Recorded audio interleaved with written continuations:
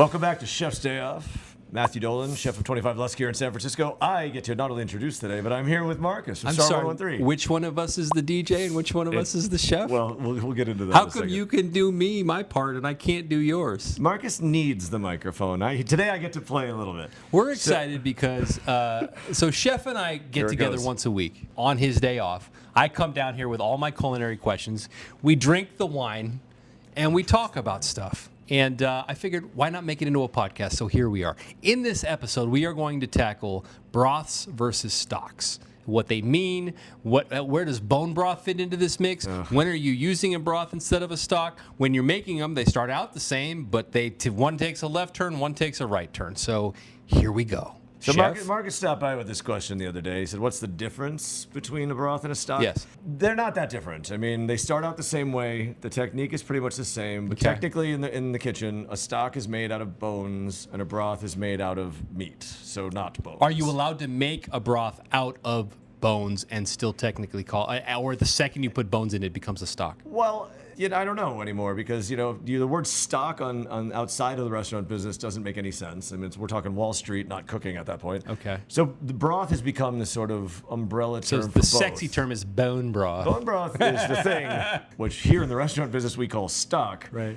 But bone broth, out of the rage. It is good for you. I mean, but, they do start out, the technique is pretty much the same, and there's some things that you need to know. So let's run through the technique, and then we'll talk about when bone broth takes the left turn and stock takes the right turn. You're really grabbing onto the bone broth thing, huh? I am. Okay. So basically, you want to clean off as much fat as you possibly can. You want to start with cold water. You don't want the fat? I don't want the fat. It's going to rise to the top. They do not mix. What if I'm making chicken stock or chicken broth? Do I put the skins in there, or is that just fat? You can. Do I need to? We'll in a second, we're going to talk about cleaning it and skimming the stuff away. And the fat is part of what you're taking away. So if you want to hang on to the fat, you can use it to cook something else. Or you don't have to listen to me and just make your own fatty broth. It doesn't add anything to your broth. I mean, it'll add some flavor, but then you because it's a protein, you're going to run the risk of bitterness. So I want the fat out of there to avoid bitterness. Please continue. We've removed the fat. Now what? So cold water and your meat or your bones, and you gently bring it up to a simmer. Please don't boil it, and then get simmering, depending on whether it's vegetables or fish or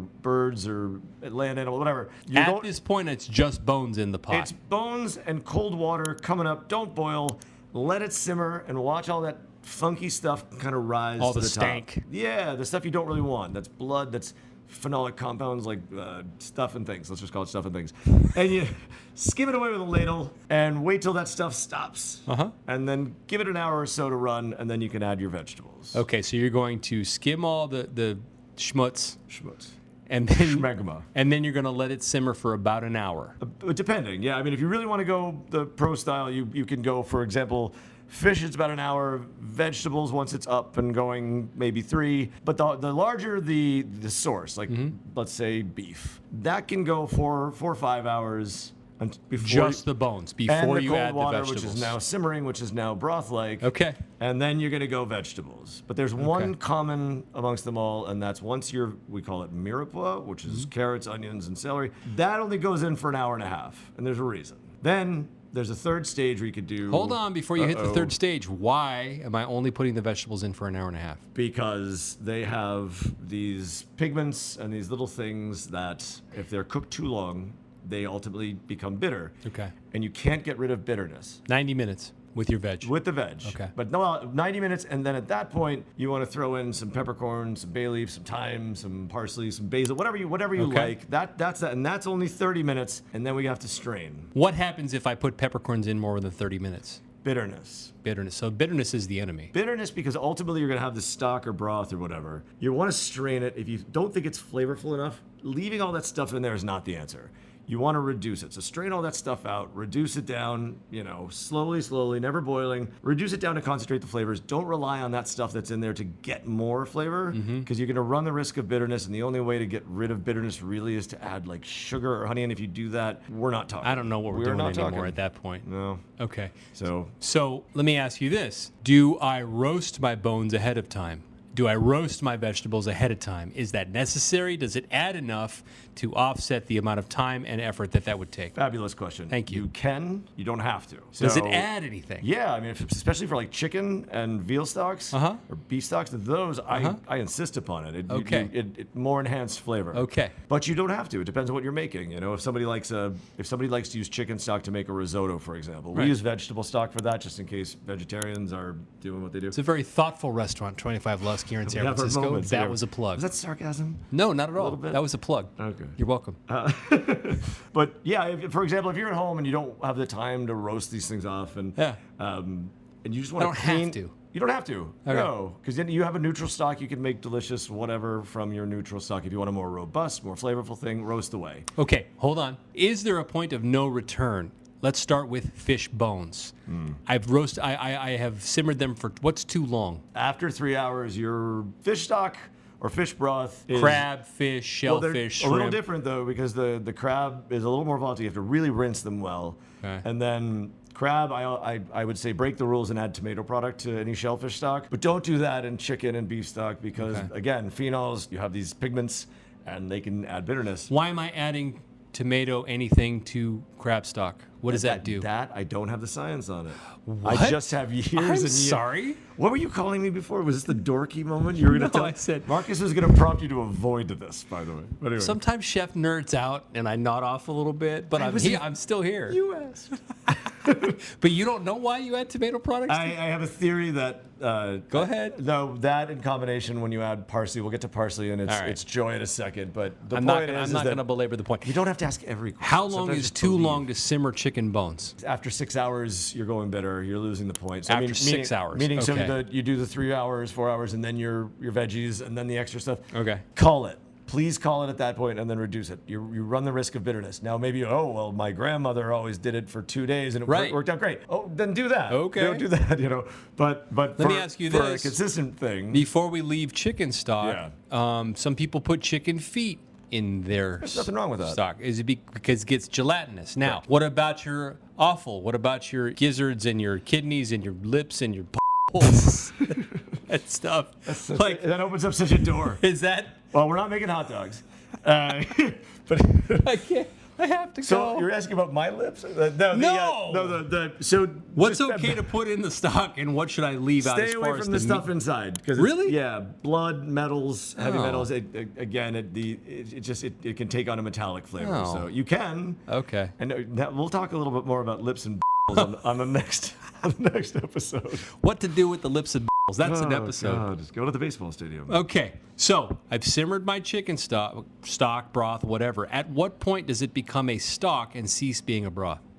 I don't think you were paying attention in the beginning. So. Sorry, it's a Okay, it's a stock. I understand. It's a stock if it has bones and meat. Yeah. And a broth is just meat. Right. Okay, so you have to, but you said they start out the same, but you have to decide ahead of time. I'm making a broth or I'm making What's a usually stock. what you have? What do you have to what do you have to work with? You know? Okay, all right. So I answered my own question. Right. Because we're there's never like the road doesn't split. Okay. If you set out to make a stock and you're following just bones, you're making a stock. All right. If you're making a broth, you could have the bones and the meat and everything. And a lot of people swear by just throw it all in a pot and simmer it and come back. If that's the case, That's fine. It's not pro. no, and it's we're fine. trying to make you pro. And it's probably just fine, but in that situation, timing is of the essence. Still strain it and still reduce it. So just to recap, if you're making a fish stock or a seafood stock, maximum 3 hours on the bones, and then you bring in your veg for a maximum of 90 minutes. Yep. If you're doing a chicken stock, you simmer water, bones for a maximum of 6 hours, and then you bring in your veg or mirepoix, if you will, for a maximum of 90 minutes. Now, if it's a bovine animal, maximum of how long, I've forgotten. I mean, you could the bovines. Thank you. They can run longer if How it's long? just bones. Give me a number. I mean, you could go 12 hours with just bones and But water. you don't have to. You don't have to. What's the I mean, minimum? 6 to 8 is a good range. 6 to 8 hours on your bovine animals. Add your mirepoix, your vegetables, another 90 minutes. And then if it's not flavorful where you want it to be, you reduce it down. Strain.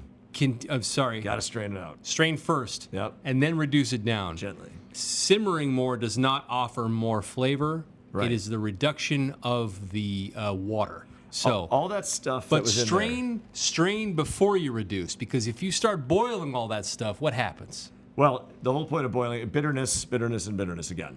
So you want to strain the solids away from now this flavorful liquid, call it a stock or a broth.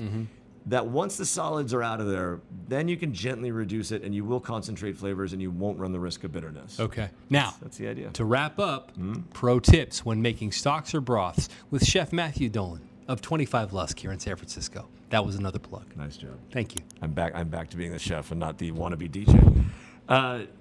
Onions are a big part of making stocks. Okay. Don't use the onion skins, please.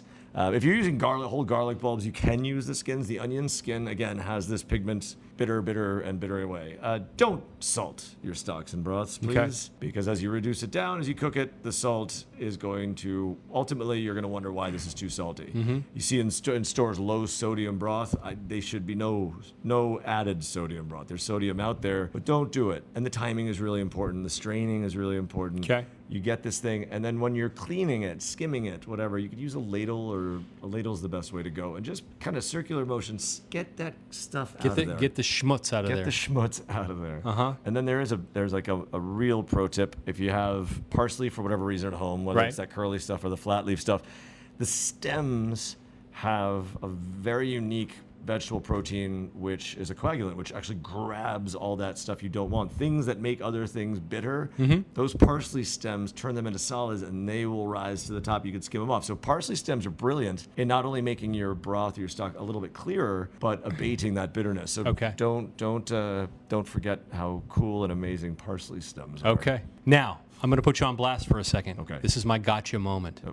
I watched a video where a very well-renowned chef suggested washing your chicken carcasses before you put them in the water to get some of the blood and whatever else on there. Your thoughts? That's wise if you have the time. Okay. It's not necessary if you're skimming.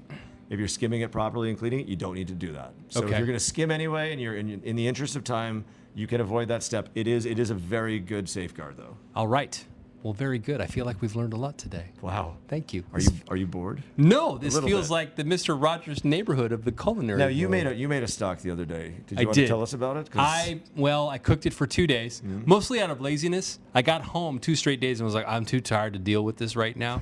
So that was my one, I think, big misstep. The other misstep was I threw everything in the pot, all together, vegetables and all. But you said it was still really good. For 2 straight days. I thought it was good. So I don't know. Maybe I'll bring it in and you'll be like, this is terrible. I'll put on my French accent. This is shit. Right away.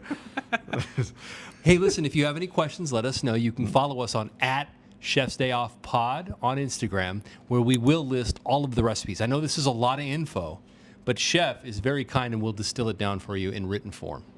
Thanks for having me, Marcus. We'll catch you next week on Chef's Day Off. Bye.